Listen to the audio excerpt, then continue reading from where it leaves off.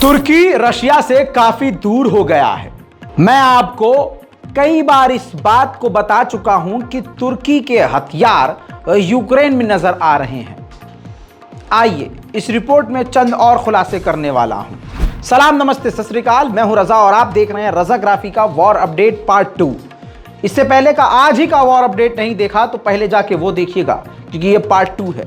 जब वो देखेंगे तो उसके बाद आपको ये रिपोर्ट आगे की समझ में आएगा और अच्छा भी लगेगा।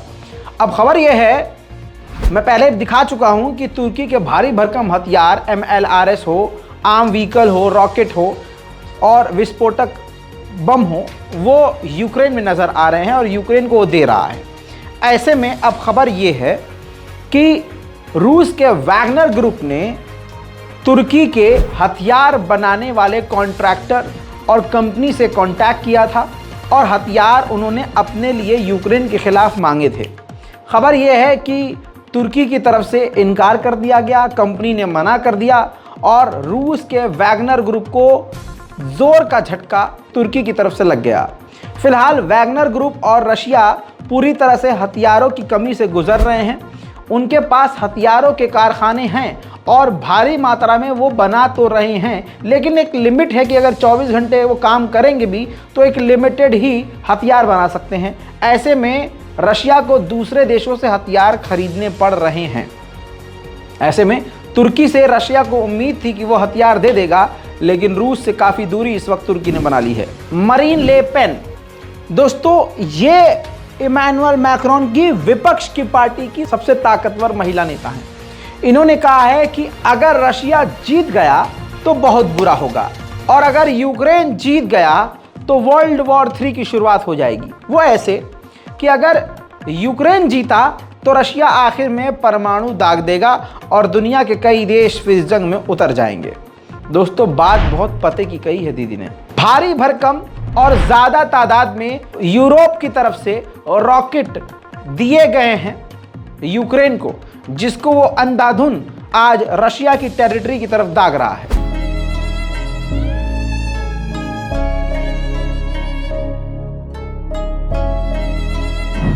रूस इस वक्त हथियारों की कमी से गुजर रहा है। व्लादिमीर पुतिन ने विक्ट्री परेड कैंसिल कर दी है। रिपोर्ट यह है जो बताई गई है कि व्लादिमीर पुतिन यानी रूस के पास इतने टैंक ही नहीं है दिखाने के लिए कि वो परेड करे और परेड में अपने हथियारों को दिखाए। पोलैंड के प्रधानमंत्री ने तो अजीब बात कर दी है। उन्होंने कह दिया है कि जिस दिन यूक्रेन हार गया उसके अगले दिन ही चाइना ताइवान पर हमला कर देगा, तो अगर हमें ताइवान को भी बचाना है तो हमें यूक्रेन को जिताना होगा। वहीं दोस्तों ताज़ा तस्वीर दिखाना चाहूँगा। रूस की ये मार्केट है जो 300 स्क्वायर किलोमीटर तक जलकर राख हो चुकी है। रशिया इस बात को छुपा रहा है, लेकिन आपका रजा नहीं छुपाएगा। बता दूं कि यूक्रेन की तरफ से ये ड्रोन हमले की आशंका जताई जा रही है और रूस में पिछले 6 महीने से लगातार इस तरह की आग देखी जा रही है।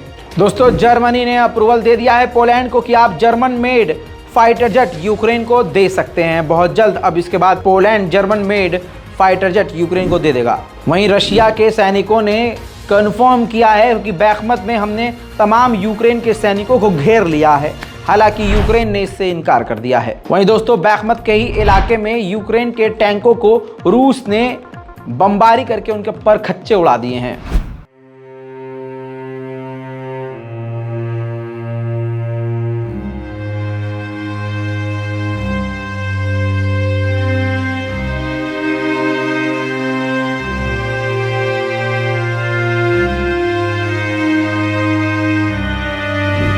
इन तमाम चीज़ों के बीच में यूक्रेन ने कहा है कि हमारे बॉर्डर को दोबारा से बनाना होगा और हमें नेटो में शामिल करना ही होगा। लेकिन दूसरी तरफ यूक्रेन के डिफेंस मिनिस्टर ने खुद ही कह दिया है, हक दिया है खुद ही, कि ऐसा भविष्य में कोई आसार ही नहीं दिख रहा है कि नेटो में हमें शामिल किया जाएगा। आइए दोस्तों बैखमत की अब वो ड्रोन तस्वीर दिखाता हूँ जो रूस के हमले के बाद की है। बैखमत का इलाका पूरी तरह से रूस के हमलों के बाद खंडर बन चुका है।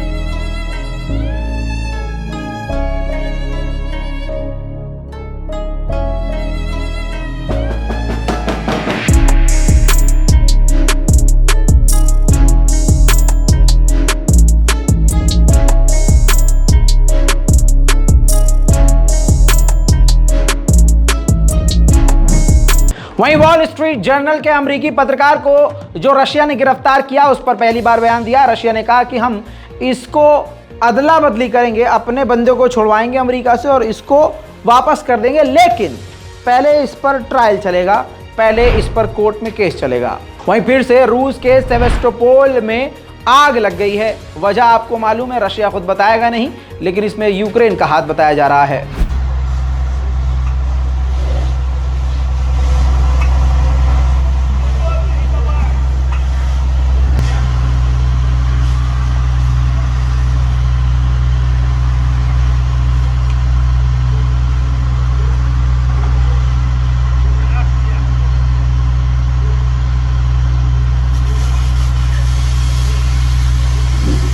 वहीं स्विट्जरलैंड ने अपने नागरिकों को यानी रूस में रहने वाले लोगों को ये क्लियर कर दिया है कि अगर आपने अपने बैंक अकाउंट से रूस की सरकार को टैक्स पे किया तो आपके बैंक अकाउंट को हम सीज कर देंगे।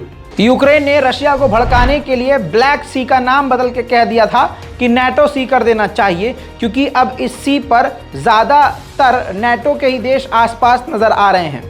इस पर रूस के विदेश मंत्रालय की तरफ से कहा गया है कि ऐसा ख्वाब में भी नहीं सोच सकते आप, ऐसा हो ही नहीं सकता। जो ब्लैक सी है वो ब्लैक सी रहेगा।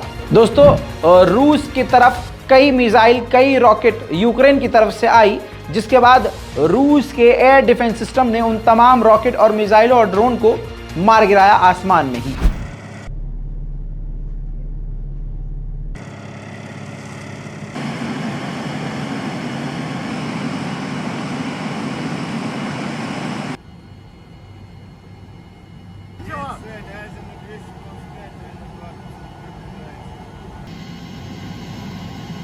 метров в секунду. Спуск. Есть ответ. वहीं यूके ने फिर से ऐलान किया है कि हम $500 मिलियन का लोन यूक्रेन को देने के लिए तैयार हैं। रूस इस वक्त ज्यादा आक्रामक हो चुका है मेरे दोस्तों। बैखमत पर उसने अपने हमले की पावर को, इंटेंसिटी को रशिया ने बढ़ा दिया है। आइए बैखमत का मैं आपको जो रात में हाल किया है रशिया ने वो दिखा देता हूं।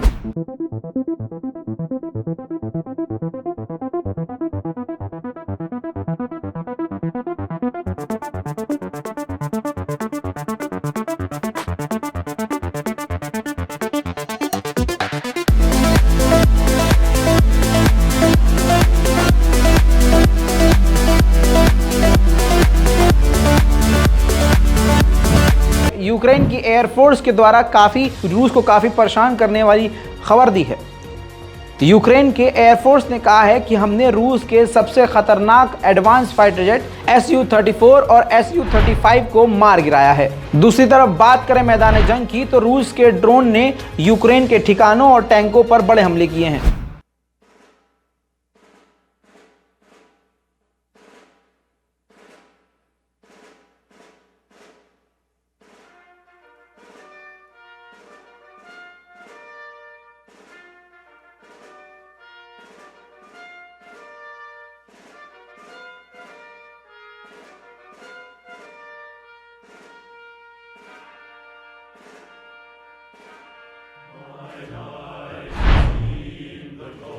वहीं CIA के चीफ ने रशिया को लपेटते हुए कहा है कि रशिया ने सबसे बड़ी गलती की है यूक्रेन पर हमला करके, क्योंकि इस हमले के बाद रशिया इस वक्त इकोनॉमिक कॉलोनी बनने जा रहा है, यानी पूरी तरह से दुनिया से कट जाएगा और यहाँ के लोग बाहर जाने से डरेंगे। इसका वैसे ही हाल होगा जैसा चीन का और चीन के लोगों का हाल है। वहीं दोस्तों, बैखमत में रूस के बड़े बड़े अड्डे हैं, जहां देर रात यूक्रेन ने बड़ा हमला करके रूस के कई ठिकानों को बर्बाद कर दिया।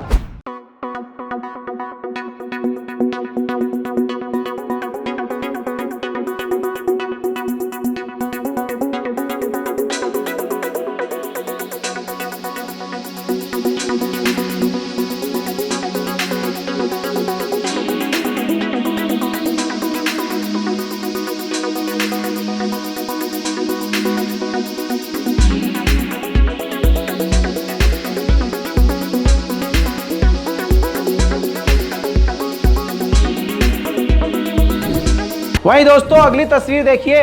बैखमत के ही इलाके में ये सारे जो ज़मीन पर लेटे हुए हैं ये यूक्रेन के सैनिक हैं जिन्होंने रूस के सैनिकों के सामने सरेंडर कर दिया है और हार मान ली है। दोस्तों, रूस और यूक्रेन की ताज़ा वॉर अपडेट में आज के लिए इतना ही। ये रूस और यूक्रेन की वॉर अपडेट का पार्ट 2 आपने देखा। इससे पहले के भी रिपोर्ट को जाकर देखिए। रिपोर्ट को शेयर करना मत भूलिए। अगर आप हमारे चैनल पर नए हैं तो चैनल को सब्सक्राइब जरूर कीजिए और बेल आइकन पर क्लिक करके ऑल नोटिफिकेशन को ऑन कर लीजिए ताकि आपको सबसे पहले सबसे बड़ी बड़ी खबरें मिलती रहें। जय हिंद।